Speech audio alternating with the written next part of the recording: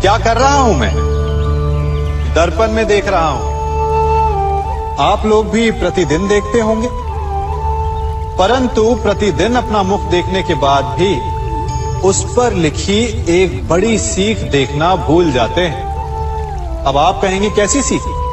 तो जाइए, एक बार फिर से दर्पण के सामने जाइए और मुख खोलकर देखिए, क्या दिखेगा? दंत पंक्ति और जीभा, है ना? अब विचार कीजिए, दंत जन्म के पश्चात आते, एक नहीं 2 बार आते, परंतु मृत्यु से पूर्व नष्ट हो जाते हैं। और जीभा जन्म पहले से होती है, परंतु मनुष्य के मृत्यु के पश्चात भी उसके अस्तित्व में रहती है ना आश्चर्य की बात? दंत कठोर होते हैं, जीभा कोमल, परंतु फिर भी दंत नष्ट हो जाते हैं, जीभा नहीं होती। यही रहस्य है कि हठी और कठोर लोग शीघ्र नष्ट होते हैं और कोमल लचीले आवश्यकता के अनुसार स्वयं में परिवर्तन ला सकने में सक्षम लोगों का ही अस्तित्व रहता है। अर्थात परिस्थितियों के अनुसार स्वयं को लचीला बनाना सीखिए और आपका जीवन सरल हो जाएगा। संबंध एक सहारा होता है जीवन का, और संबंधी वो होते हैं जिनसे आवश्यकता पड़ने पर सहायता मांगी जा सके, जिन पर विश्वास किया जा सके कि बुरे समय में वो हमारे काम आएंगे। कभी ऐसा भी हुआ होगा कि आपके पास कोई सहायता मांगने आया, या ऐसा भी हो सकता है कि आप किसी के पास सहायता मांगने गए हैं, परंतु प्रश्न ये उठता है कि क्या केवल किसी के मंतव्य में उसकी सहायता इसीलिए कर देनी चाहिए क्योंकि वो आपका संबंधी है? अब आप कहेंगे कि ये कैसा प्रश्न हुआ? तनिक सोचिए, एक अस्त्र बनाने वाला जब अस्त्र बनाता है तो ये अस्त्र किसको देना है उसका अधिकार उसी के पास होता है।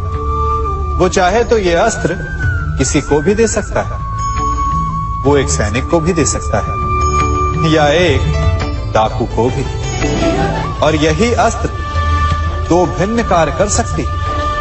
यदि डाकू के हाथों में आ गई तो उसका भय दिखाकर वो लोगों को लूटेगा, निरपराधों का रक्त बहाएगा। सहायता करने वाले की भी अवस्था ऐसी ही होती है। इसलिए किसी की सहायता करने से पूर्व ये विचार कर लेना आवश्यक है कि किसे क्या, कब और कितनी सहायता देनी चाहिए कि उसका दुरुपयोग ना हो। यदि आपकी सहायता से कोई अधर्म हुआ तो उसके उत्तरदायी आप ही होंगे।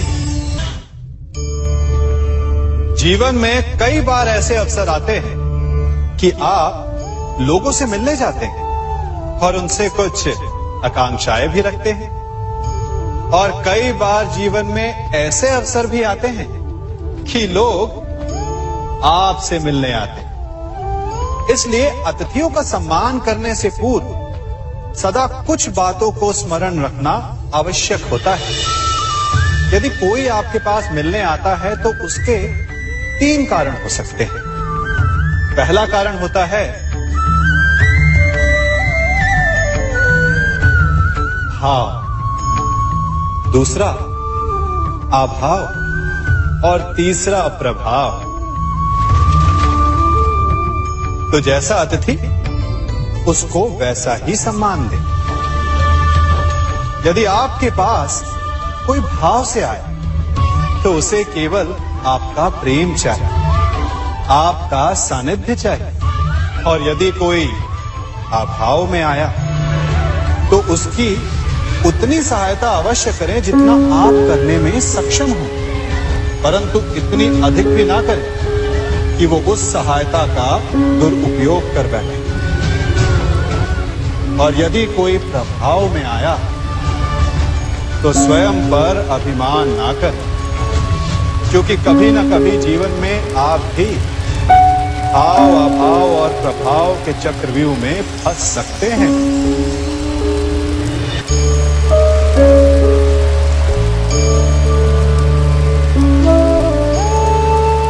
यदि जल को मुट्ठी में कसकर बांधें तो जल कैसे अपना मार्ग बनाकर निकल जाता है। इसी धारा की भांति यही अवस्था हमारे अपनों के साथ भी होती है। अधिकतर हम जिनसे प्रेम करते हैं, हम सदा उन्हें अपने समीप रखना चाहते हैं, स्वयं से दूर नहीं होने देना चाहते। चिंता करते हैं, भय खाते हैं कि कहीं उनके साथ या उनसे कुछ बुरा घटित ना हो जाए, और ऐसे में हमारे अपने ही हमसे दूर हो जाते हैं। ठीक मुट्ठी में बंधे जल की भांति। इसलिए जिनसे आप प्रेम करते हैं उन्हें स्वतंत्र कर दीजिए, उनकी सोच को स्वतंत्र बनने दीजिए, उन्हें अपने मार्ग स्वयं ढूंढने दीजिए, क्योंकि आप सदा उनके साथ उन्हें मार्ग दिखाने के लिए नहीं रहने वाले। इसलिए अपनों के साथ अवश्य रहें, परंतु उन्हें बांधे नहीं। जन्म के पश्चात बालक जब पहली बार अपने नेत्र खोलता है तो उसका मन उत्सुकता से भरा हो कि ये संसार क्या है, उसे क्या दिख रहा है। ये उसके जीवन का नया आरंभ होता है। परंतु जैसे हम धीरे धीरे बड़े होने लगते हैं, अनुभव अर्जित करते हैं, हमारे मन की उत्सुकता, हमारे जीवन का चाव होने लगता है। तनिक सोचिए, जब हम सुबह सोकर जगते हैं, अपनी आंखें खोलते तो उसे ही हम अपने जीवन का प्रारंभ समझ ले तो सुबह से लेकर संध्या तक के समय को ही अपने जीवन जीने का समय समझ ले तो कितनी स्फूर्ति आ जाएगी। आप कितने काम कर पाएंगे, कितने लक्ष्य अर्जित कर पाएंगे। पलों से मिलकर घड़ी बनती, घड़ी से मिलकर प्रहर, प्रहर से मिलकर दिन बनते हैं, और दिनों से माह और वर्ष। यदि आप अपना हर पल, हर प्रहर विश्वास से, हर दिन उत्साह से जिए तो आपका संपूर्ण जीवन सार्थक हो सकता है। मनुष्य अपना जीवन विश्वास पर जीता है, परंतु विश्वास किसका? तनिक सोचिए, किस पर विश्वास है आपको? महापुरुषों की कही बातों पर, ग्रंथों में लिखे ज्ञान पर, माता पिता की सीख पर, या मित्रों के दिए गए निर्देशों पर, या फिर मेरी कही बातों पर? ये सब विश्वास अपूर्ण है जब तक आपको स्वयं पर विश्वास ना हो। यदि विश्वास करना है तो पहले अविश्वास करने के विज्ञान को भी सीखना चाहिए। आप किसी की बातों पर विश्वास न करें, आप अपने मन से पूछें, अपनी अंतर आत्मा से प्रश्न करें, और जो उत्तर मिलेगा वही सबसे उचित होगा। जब आप अपने मन, अपनी अंतरात्मा पर विश्वास करना सीख जाएंगे तो नीति, ज्ञान सब आपके भीतर से स्वतः उमड़ेगा। और यदि आप स्वयं पर ही विश्वास ना कर पाए तो धर्म ग्रंथों में लिखे श्लोक, महापुरुषों की वाणी, माता पिता की सीख या मित्रों का निर्देश कोई भी लाभ नहीं दे पाए। एक पिता होने के नाते आप अपनी संतान के लिए क्या करते हैं? उसके लिए बहुत सारी सुविधाएं जुटाते, बहुत सारा धन कमाते हैं ना?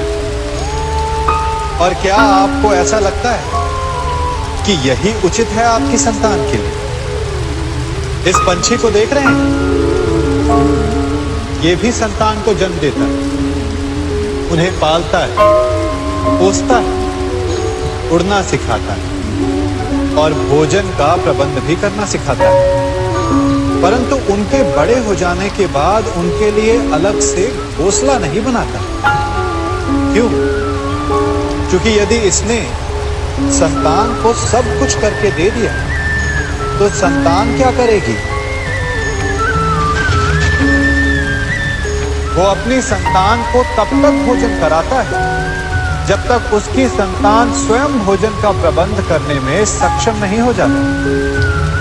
और उसका लाभ ये मिलता है कि उसी की भांति उसकी संतान आत्मनिर्भर बनती है। इसलिए अपनी संतान को उतनी ही सुविधाएं दें जितनी आवश्यक है। मोह को त्यागे। आपका उनसे मोह उन्हें कभी आत्मनिर्भर नहीं बनने देगा। अपनी संतान को कर्म करना सिखाइए। यदि आपकी संतान कर्म करना सीख गई तो वो धन स्वयं कमा लेगी, और यदि वो आलसी अकर्मण्य बन बैठे तो आपके संचित धन का भी नाश कर देगी। संसार में सबसे बड़ा संबंध कौन सा है? अब आप पूछेंगे कि ये कैसा प्रश्न है? इसका उत्तर तो बड़ा सरल है, यही ना? परंतु इस प्रश्न के भी कई उत्तर हैं। कोई कहेगा माता और पुत्र का संबंध, तो कोई कहेगा पिता पुत्री का संबंध, तो कोई पति पत्नी का, और तो कोई भक्त और भगवान का संबंध।